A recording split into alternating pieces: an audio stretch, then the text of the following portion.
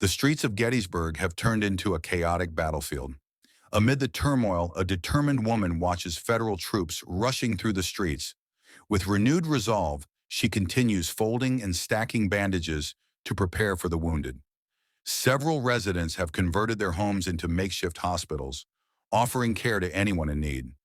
Suddenly, a stray bullet shatters a window.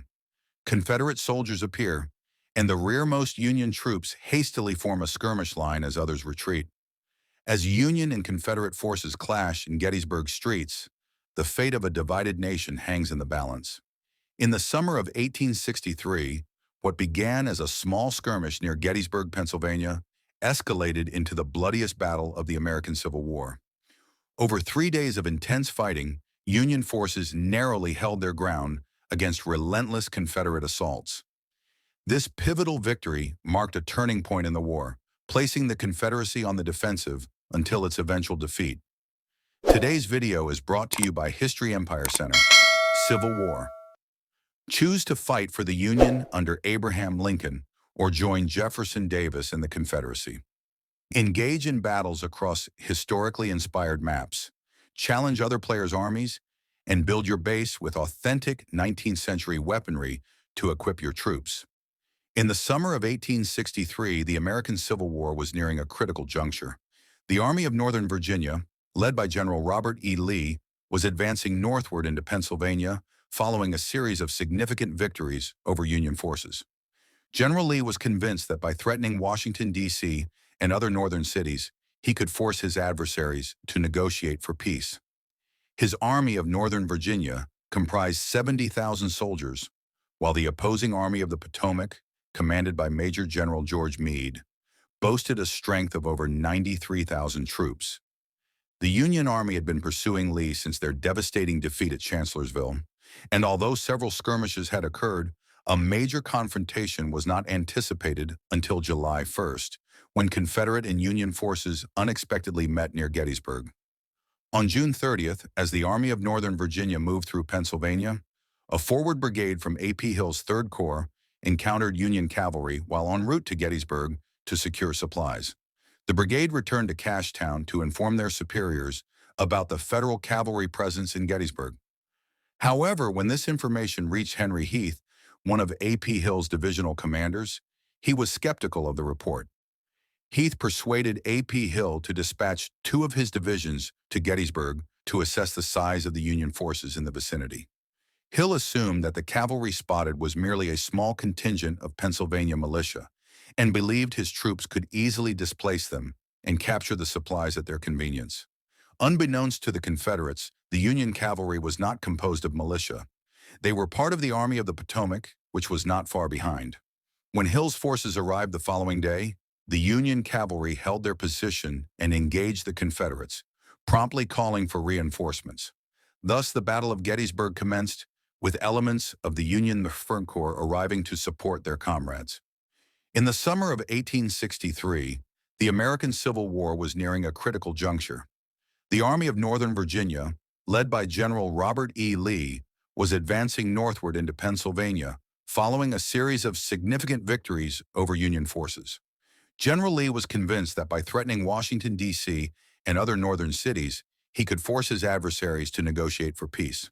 His Army of Northern Virginia comprised 70,000 soldiers, while the opposing Army of the Potomac, commanded by Major General George Meade, boasted a strength of over 93,000 troops. The Union Army had been pursuing Lee since their devastating defeat at Chancellorsville, and although several skirmishes had occurred, a major confrontation was not anticipated until July 1st, when Confederate and Union forces unexpectedly met near Gettysburg.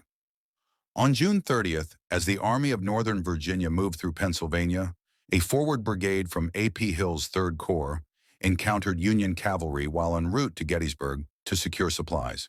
The brigade returned to Cashtown to inform their superiors about the Federal cavalry presence in Gettysburg. However, when this information reached Henry Heath, one of A.P. Hill's divisional commanders, he was skeptical of the report. Heath persuaded A.P. Hill to dispatch 2 of his divisions to Gettysburg to assess the size of the Union forces in the vicinity. Hill assumed that the cavalry spotted was merely a small contingent of Pennsylvania militia and believed his troops could easily displace them and capture the supplies at their convenience. Unbeknownst to the Confederates, the Union cavalry was not composed of militia. They were part of the Army of the Potomac, which was not far behind. When Hill's forces arrived the following day, the Union cavalry held their position and engaged the Confederates, promptly calling for reinforcements. Thus, the Battle of Gettysburg commenced, with elements of the Union Northern Corps arriving to support their comrades. Despite the intense conflict, there were still over 15,000 casualties on both sides. Although the Union ultimately had to retreat, they inflicted significant damage on the Confederate forces, leading Ewell to hesitate in pursuing them southward. Historians often ponder the potential outcomes had Ewell chosen to capture the heights that day. However, the Federal troops were able to fortify their positions, which they would maintain for the subsequent 2 days of fierce combat. As dawn breaks on July 2nd, the Army of the Potomac is entrenching itself south of Gettysburg. They have taken advantage of the elevated ground at Cemetery Hill and Cemetery Ridge to establish a robust and compact defensive line, comprising the majority of their forces, while additional units secure positions at Culp's Hill to protect their flanks. By mid-morning, most of both armies have gathered, including 6 of the 7 Union Corps. This consolidation brings their effective strength to approximately 69,000 soldiers, arranged in an extended formation resembling a fishhook. The terrain they occupy is ideally suited for defense, presenting a formidable challenge for General Lee and his 57,000 troops. The esteemed Virginian assesses the battlefield before formulating his strategy. While his northern forces under General Ewell conduct a minor diversionary attack to secure the enemy's right flank, the primary assault is planned to strike the lower end of the Union left. Lee aims to bypass the formidable defenses on Cemetery Ridge and penetrate the Union's rear, thereby severing their supply and communication lines before delivering a decisive blow to the Army of the Potomac. However, as Lee organizes his troops, the Union faces a critical setback even before the fighting commences. General Daniel Sickles, the 3rd Corps commander and a devoted husband, has positioned his men in a tight line stretching from the edge of Cemetery Ridge to Little Round Top, following Meade's directives. Yet Sickles observes that a peach orchard lies approximately half a mile or 0.8 kilometers ahead of his position, which is positioned slightly above his current location. Recognizing the strategic advantage of higher ground, Sickles commands his corps to advance and take control of the peach orchard, thereby transforming his segment of the line into a precarious salient, vulnerable to assaults from 3 directions. Compounding the situation, Lee's primary offensive is directed precisely toward this area. At 4 p.m., Buell's artillery initiates bombardment on Bulp's Hill, while Confederate forces, led by General James Longstreet, launch an attack on the Union's lower flank. Sickles' overstretched 3rd Corps finds itself engaged by the Confederate 1st Corps at 3 critical locations: the wheat field, the peach orchard, and Devil's Den. The rocky terrain of Devil's Den is the first to be targeted, as 2 Confederate brigades surge through the woods to confront the defenders directly. With insufficient time to fortify their positions, the Federal troops are compelled to stand resolutely against the onslaught of men and bayonets. Control of the hill oscillates back and forth amid a relentless series of assaults and counterassaults. Further south, the Alabama Brigade, part of General John Bell Hood's division, moves toward Little Round Top, anticipating a less challenging engagement. The hill appears nearly unguarded, and capturing it would enable them to threaten the enemy's flank. However, as the Confederates advance, a Union brigade from the 5th Corps, commanded by Colonel Strong Vincent, hastily rushes to secure the hill. Vincent arrives just in time, immediately coming under fire from Confederate artillery, and quickly organizes his troops around the summit of the steep hill. Stretched thin to prevent encirclement, the valiant defenders on the left flank struggle to maintain their position as the Alabamians charge, retreat, and charge again, even as the bodies of fallen comrades accumulate in the surrounding woods. Successfully repelling the second charge leaves the Union soldiers fatigued and low on ammunition.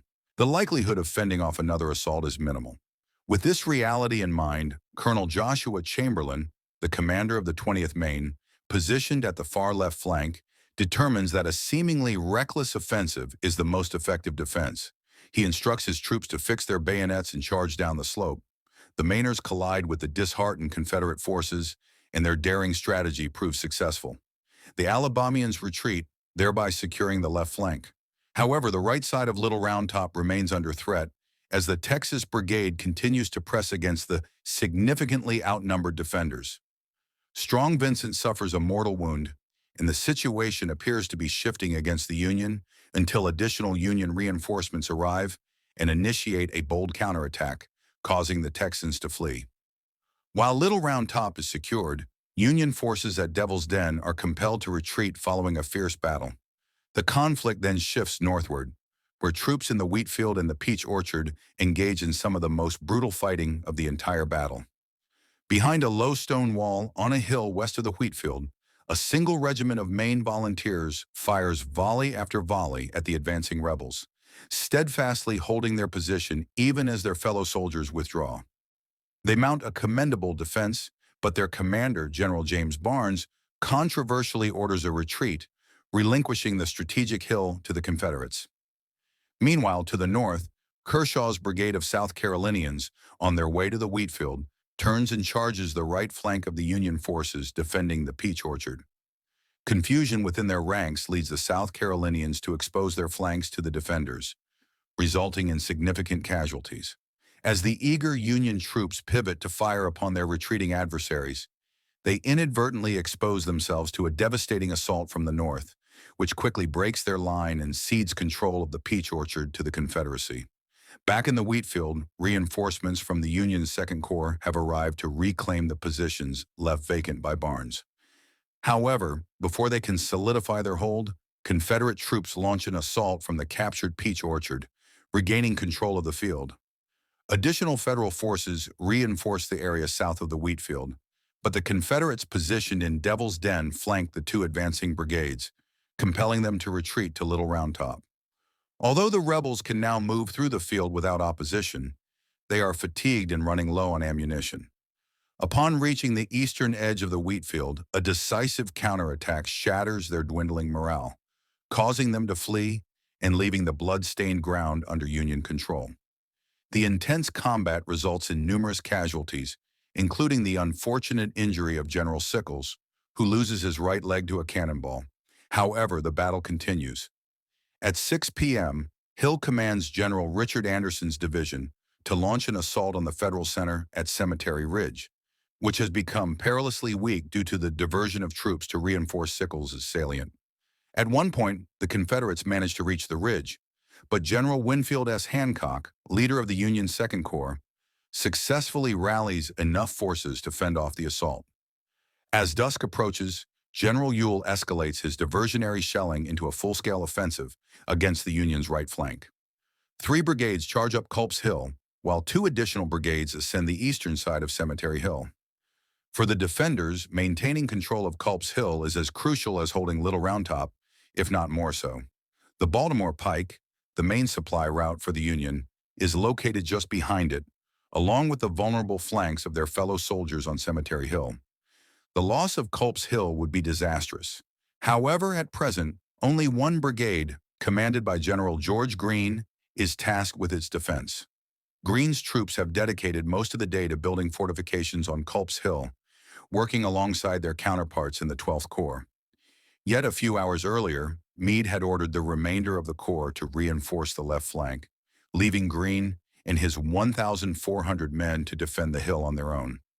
Despite being outnumbered, the Federal forces are positioned within robust fortifications constructed earlier, which enable them to repel the significantly larger Confederate contingent after 3 hours of combat.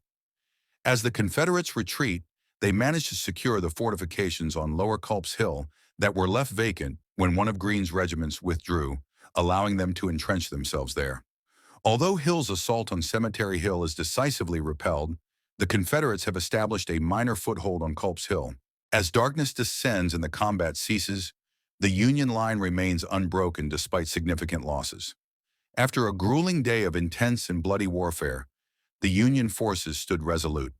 However, this victory came at a steep price, with the Third Corps nearly annihilated and a total of 10,000 casualties, the most heartbreaking being the loss of General Sickles' right leg.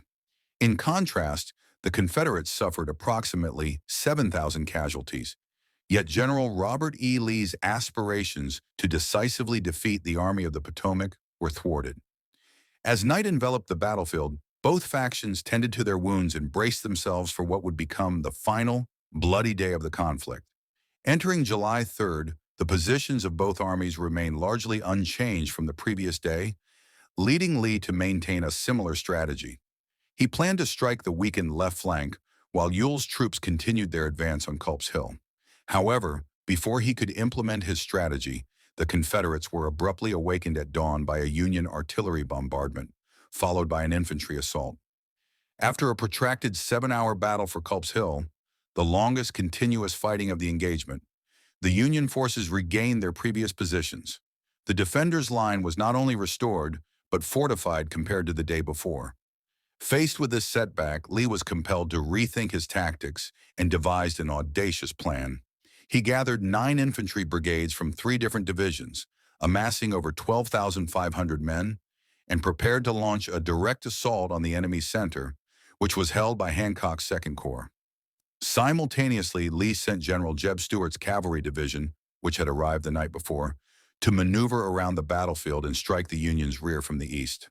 However, a Union cavalry division led by General David Gregg was positioned to intercept them, leading to skirmishes between the two forces. While the cavalry engaged in combat to the east, Lee sought to weaken the defenders by ordering all available artillery to bombard Cemetery Ridge. With over 150 cannons firing in unison, they faced a counter-barrage from approximately 80 Union guns. This represents the most extensive artillery bombardment of the Civil War and ranks among the loudest human-made sounds recorded in history up to that time. As the cannons roar, chaos erupts in the east, where the cavalry skirmishes escalate into full-scale charges and countercharges from both factions. The mounted troops engage in fierce combat at close range, with neither side gaining a decisive upper hand. After 40 minutes of fierce conflict, Stuart's division is compelled to retreat, thwarting Lee's strategy to strike the Union's rear with cavalry. Shortly thereafter, the cannon fire ceases as the Army of Northern Virginia exhausts its ammunition. At 2 p.m., General James Longstreet reluctantly commands the assault force to advance toward Cemetery Ridge. As they move forward, artillery from Cemetery Hill and Little Round Top unleashes devastating fire, inflicting heavy casualties on the Confederates as they attempt to traverse the 3/4 of a mile to the ridge. The Second Corps responds with their own artillery, creating bloody gaps in the advancing rebel ranks. Despite their exhaustion, the Confederate soldiers continue their advance, and as they close in within a few hundred yards of the enemy, they abandon their steady march for a full charge, filling the air with their notorious rebel yell. The Federal troops withstand the charge, holding their ground. However, at a curved stone wall, known as the Angle, the defenders falter, and for a brief moment, the line collapses. The rebels manage to capture 2 Union cannons and attempt to turn them against the remaining Union forces, only to discover that they have no ammunition left. Union reinforcements rush to fill the gap, forcing the Confederates to retreat as their momentum wanes. The bold Confederate charge concludes with a chaotic withdrawal, with barely half of Longstreet's troops returning to their lines unscathed. His final attempt has failed, and Lee now urgently organizes his remaining forces to prepare for a Union counterattack. The Army of the Potomac is nearly as depleted and fatigued as its adversary, yet no offensive action is initiated. A tense stillness envelops the battlefield as the day draws to a close. By morning, the Army of Northern Virginia begins its retreat. Its supplies and wounded soldiers are loaded onto a wagon train that hastily moves northwest before heading south through the Cumberland Valley. The remainder of the army withdraws to the southwest, pursued by cavalry, but without the main body of the Union Army in chase. Ultimately, Lee finds refuge in Virginia, marking the conclusion of the Gettysburg campaign. On the same day that the Confederates departed from Gettysburg, the garrison at Vicksburg, which held strategic control over the Mississippi River, capitulated to Ulysses S. Grant. This marked a pivotal shift in the war, as the Confederacy would no longer pose a significant threat to the North. The Battle of Gettysburg resulted in nearly 1/3 of the forces involved being either killed or injured, earning its place in history as the deadliest battle of the Civil War. Among the most notable casualties of the Battle of Gettysburg, and arguably the entire American Civil War, was General Dan Sickles, whose leg would be prominently displayed in the Army Medical Museum. He would occasionally visit the site of his former limb. Most significantly, in the following November, President Abraham Lincoln would visit the battlefield to deliver his Gettysburg Address, pledging to reunite the nation and reaffirming his conviction that all men are created equal.